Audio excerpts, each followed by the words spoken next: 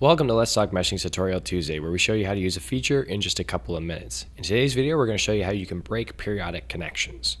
On the screen, you'll notice that we have an example. This is an axial turbine blade, a single passage, and we have periodic boundaries. In the list panel, you'll notice that the domains on those periodic boundaries are actually designated as periodic.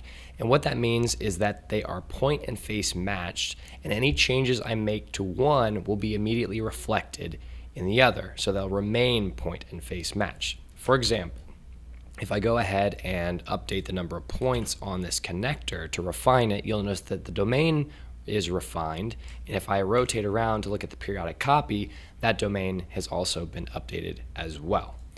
Now, there may be instances where you want to break periodicity. Maybe breaking periodicity is going to give you a little bit more flexibility to achieve higher grade quality by changing up the topology near those interfaces. And perhaps your solver supports having non-point and face matched periodic interfaces.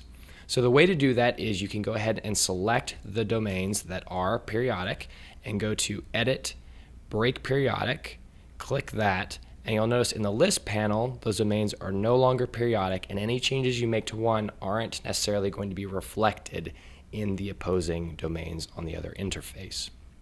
If you like this video, be sure to click the thumbs up button and subscribe to our channel for more videos like this. And if you have any questions or comments, drop us a line down below or connect with us on Twitter, which is linked in the description. Thank you all and have a pleasant Tuesday.